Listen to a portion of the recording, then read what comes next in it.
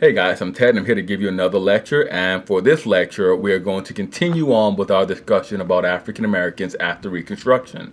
Now, before we begin our lecture proper, I would like to simply do a recap to lightly touch on what we discussed in our last lecture.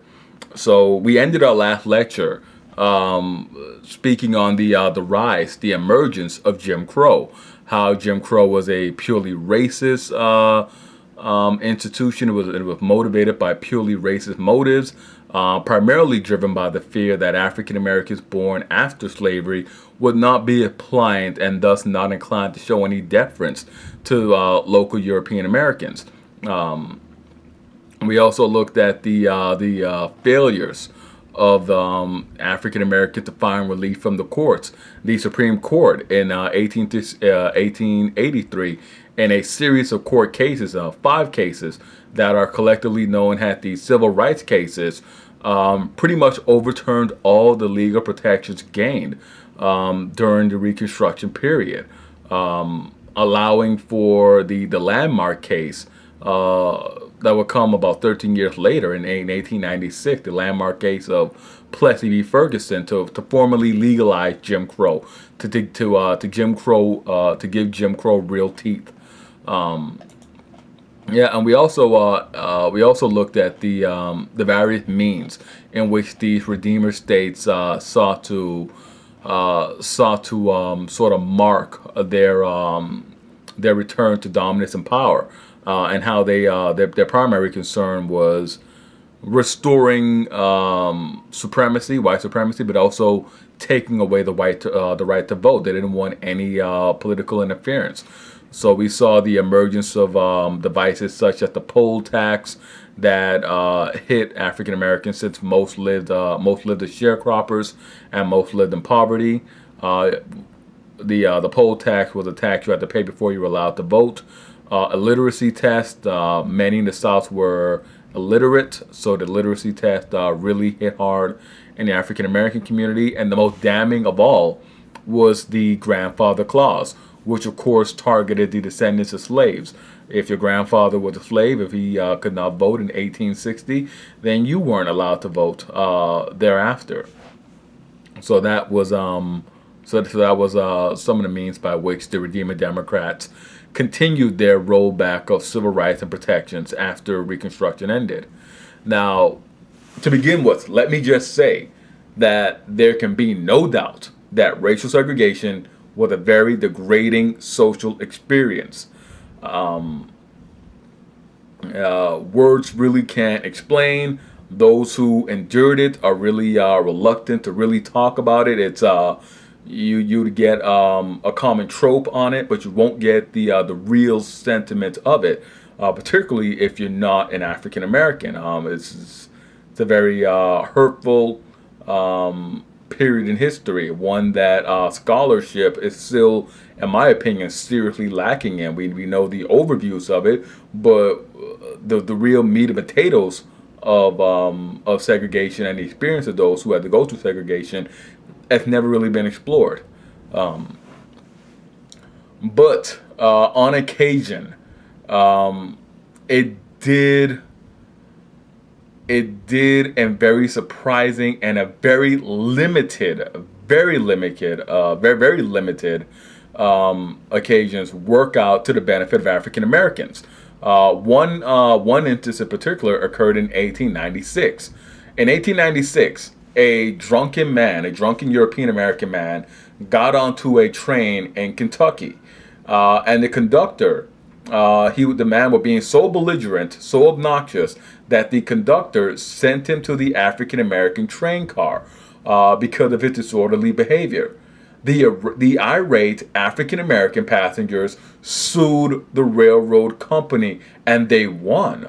The railroad company was forced to pay out damages to the passengers who had been insulted and threatened by this drunk passenger.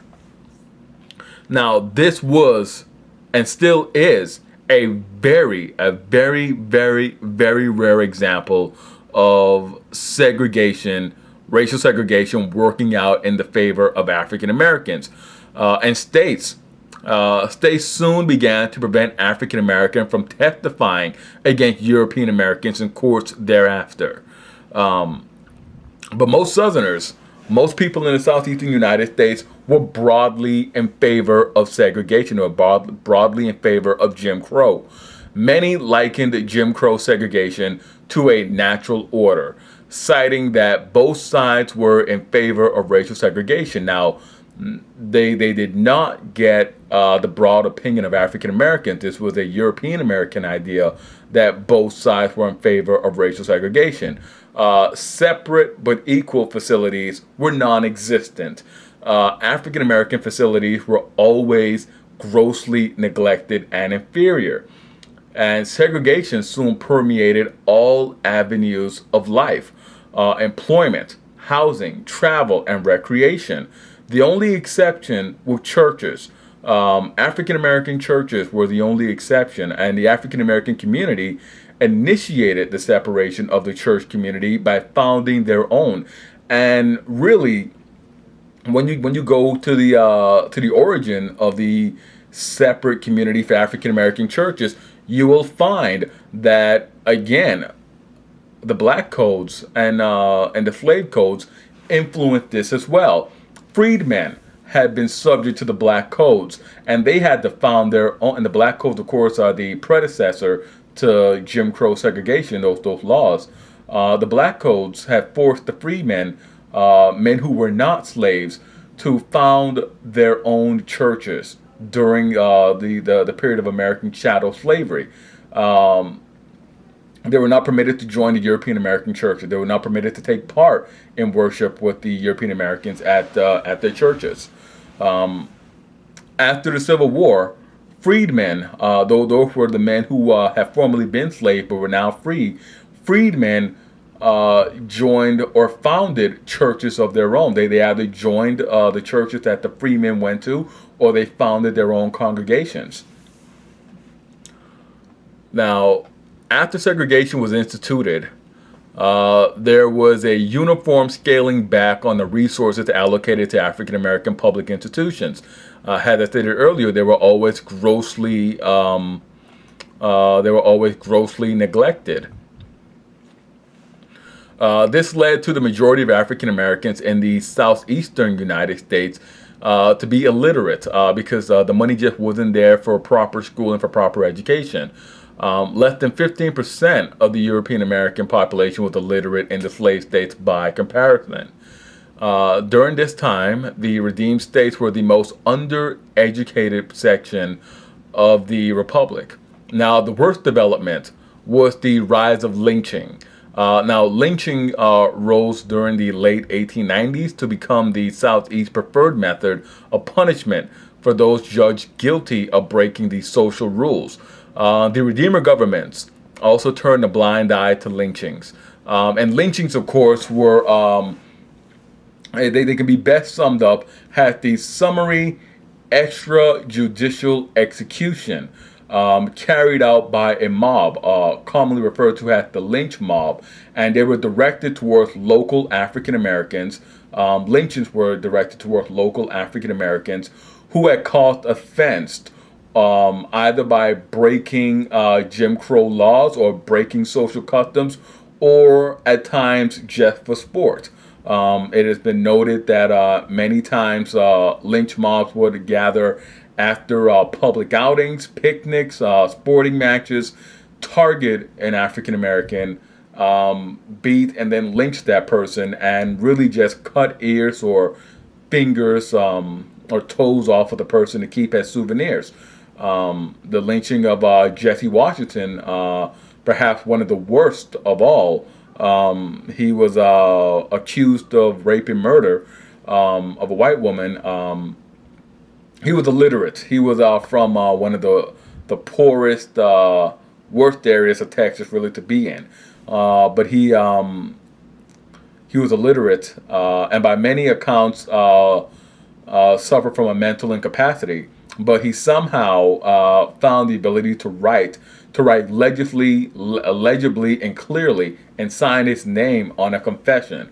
Washington was Afterwards, he was taken to the jail cell. So a mob broke him out of the prison, lynched him, and set his body on fire after lynching him with a very violent expression of white supremacy. That lynchings they were, and it is really really inestimable to calculate the number of African Americans, men and women, because women were lynched as well.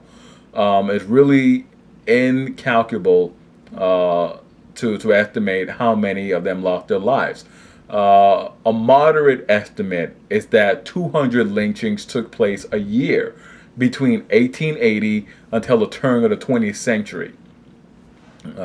So within 20 years, we had a period in which 200 lynchings took place a year, with numbers nationwide remaining and averaging over 100 lynchings a year until well into the middle of the 20th century, until the 1960s, really. Debt peonage. Debt peonage was another daily hindrance for African Americans. The majority of African Americans were cotton sharecroppers, and by now the great slave plantations have been broken up. Many African Americans and European Americans made a living as tenant farmers, as sharecroppers, or croppers as they were better known. Now, debt peonage was rampant and affected both groups. Debt rose as cotton prices continued to fall. The sharecroppers had no incentive to improve the land they worked for. It was the sharecropping was filled with mutual mistrust on both sides, and they had no incentive to improve the land, to use new equipment, new farming techniques, nothing. Prices fell. Prices fell and debt rose. And this led many sharecroppers to resist using technological improvements. Because the prices were falling, it didn't matter how much you sent out there, you still weren't going to make enough. And as your debt rose, it made little sense to simply take on more debt in a losing atmosphere. And as I stated earlier, this was an atmosphere of mutual mistrust. Mistrust hung over both the sharecroppers, who always felt that they were being cheated by the landowners, who for their part always thought that the sharecropper was just lazy and not putting enough effort into being successful. All right, now as the 19th century wore on, two very prominent men rose to near universal positions of praise within the African American community. Very, very different. They appealed to very different segments of it, but they nonetheless rose to high positions. And this, of course, was happening all after the death of Frederick Douglass. So within about a generation after the death of Frederick, not within a generation, but in about 20 years of the, not 20, 10 would be a better number. Frederick Douglass died. Yeah, 10 years. Within 10 years of Frederick Douglass's death, we saw the rise of the first of them, Booker T. Washington. Now, Booker T. Washington was one of the earliest post-Reconstruction leaders. He was one of the the very first to rise, and he promoted the idea of self-help and sobriety.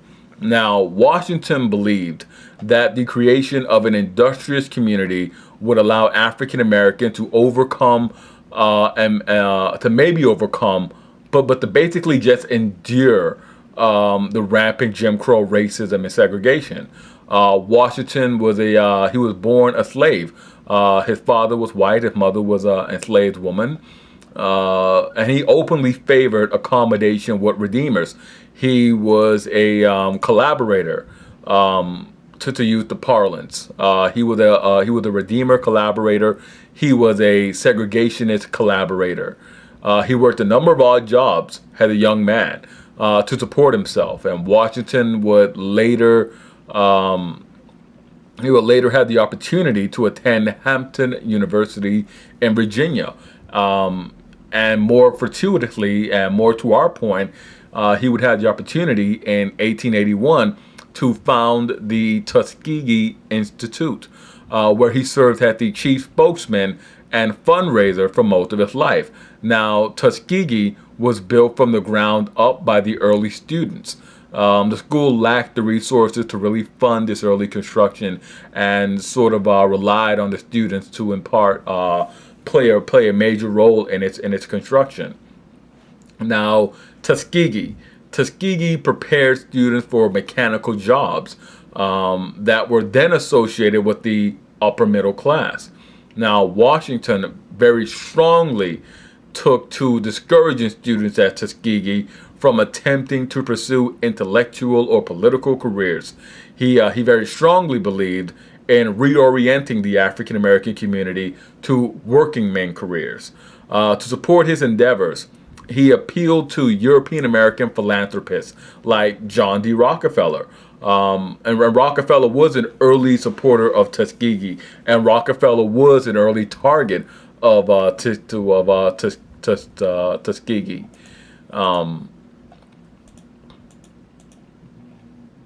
Now, Washington earned renown for a speech he gave at the Cotton States Exposition in 1895.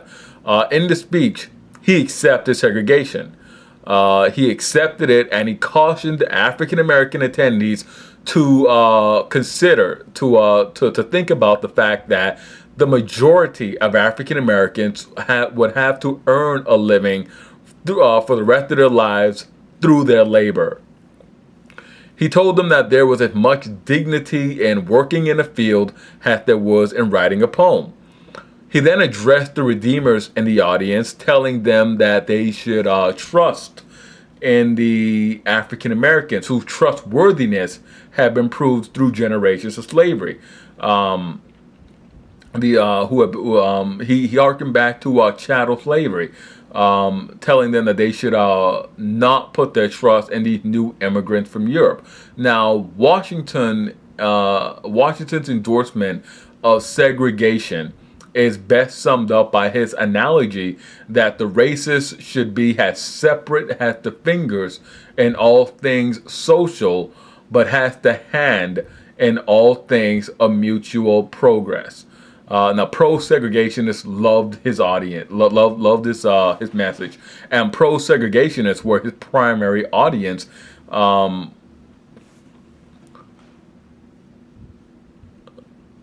From that speech, and it's really sort of difficult to back what he's saying, and then it's also really difficult to sort of detract from what he's saying, to sort of attack it, because certainly he would have known.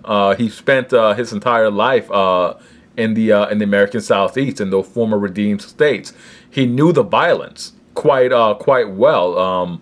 Most reports have it conflicted that he was the product of a love affair between a European American and an enslaved African American, and some reports have him as being the product of forced relations of a slave woman simply having no choice. Not really. So I don't really think history will ever really find out unless time travel comes into the play. But he certainly very well understood the violence that would be confronted, that would be afflicted upon the African American community in the Redeemer states. It's been reported a lot that he did not agree with segregation, but that he accepted it as a means for the community to survive, at least for a generation or two, at least until better accommodation could be made. He certainly made no attempt during his life to call for an end to segregation. He openly endorsed it. And later in his life, Washington wrote an autobiography. His autobiography is entitled "Up from Slavery," harkening back to his origins as a slave. It is highly admiring of the philanthropist that he often sought funds from, but it is also critical of African Americans. And for no apparent reason in the book, he certainly goes out of his way to insult the hygiene practices of African Americans in his community. Due to his fundraising and the public acceptance of segregation, Washington became very influential amongst European Americans. He became very influential amongst European Americans. He also became influential amongst Republican, African American Republican voters and African Americans who were looking to be voted into minor public office. And indeed, African American voters were Republican in the elections up until the Great Depression. His popularity led Presidents Roosevelt and Taft to invite Washington to the White House to discuss matters pertaining to the African American community. Now, Washington made enemies. He made a number of enemies in the African American community because of the power Roosevelt, because of the power of associating with Roosevelt and Taft gave him. Because of that power, he became an influential figure, and he enjoyed using that power to help or to harm other African Americans. And other African Americans simply did not like him because he accepted segregation. Now, W.E.B. Du Bois, Dr. Du Bois, took a more militant stance on racial relations, and in particular for the improvement of racial relations. Du Bois was an open critic of Washington. He was an open critic of Booker T. Washington. Du Bois was born in Massachusetts, and he was born after the Civil War. He never had an experience in the old slave states during slavery, or any interaction with the slave states during Reconstruction, especially not in the way that Washington had. Washington had, after all, been born a slave, and he had grown up. He had spent the formative years in the slave states during Reconstruction. Du Bois attended Fisk University and later attended Harvard University. He earned a PhD from Harvard. He was the first African American to do so. After Harvard, Du Bois attended the University of Berlin, and at the time, the University of Berlin was one of the more prestigious universities. It was one of the premier universities of the world. Du Bois regarded Washington as a puppet of the European American leaders, and he really saw Washington as a tool of theirs to sort of make African Americans compliant with segregation. He really took a real hard line in criticizing Washington for being too willing to compromise on segregation. Now, after his return from Europe, he took a teaching position at Atlanta University and really began a social observation studying segregation, the first to be done ever, really. It was a truly groundbreaking work to be done, to be undertaken by Du Bois. Du Bois wrote many books relating to the experience of African Americans, the most well-known being The Souls of Black Folk. Now, this book is a very seminal study in the lives of African Americans in the segregated southeastern states. The Souls of Black Folks contains biting indictments of Washington, as well as a very perceptive study of the emotional nature of African American religion, and of course, it contains Du Bois' very seminal landmark idea, the double consciousness of African Americans. Du Bois was also a relatively unrepentant supporter of what he called the talented 10th, whereas Washington had warned and had really tried to dissuade his fellow African Americans from engaging in any academic or intellectual pursuits. Du Bois said that we would have to take the talented 10th that 1/10 of the African American community who were the most gifted. We would have to take them and educate them so that they can represent the community on the national stage. Has the politicians, had the writers, had the artists, and the businessmen to really show what African Americans were capable of. Du Bois promoted this policy of ceaseless agitation against segregation. He was a founding member of the NAACP, the National Association for the Advancement of Colored Persons, and he served as the NAACP's editor of their paper, The Crisis. He served in that capacity for more than a quarter of a century. Now, the NAACP was founded by philanthropists and critics of segregation. Many of these philanthropists and critics, many of them were either former abolitionists or the descendants of abolitionists. And the NAACP was to play a vital role in overturning segregation. Now, their legal department, in particular, was to play a very vital role. Their legal department took the lead in pressing many court cases during the 20th century. Now, Du Bois was to serve as a leading figure throughout the civil rights movements of the 20th century, and would later serve as a critic again to another African American leader, or really yet another leader of African descent, and that would be Marcus Garvey. Marcus Garvey rose in the early 20th century, preaching, well, not really preaching, but proselytizing his message of Pan-Africanism and the Back to Africa movement. Du Bois would oppose that much the same way Robert Purvis opposed Abraham Lincoln in 1862 when Lincoln attempted to convince African American leaders to support recolonization. Now, the African American community itself was to undergo some very dramatic changes in the 20th century. Had the Great Migration brought millions of African Americans to the great industrial centers in the hopes of, one, escaping the racial atmosphere and the Jim Crow segregation of the South, but also looking to find better economic opportunities.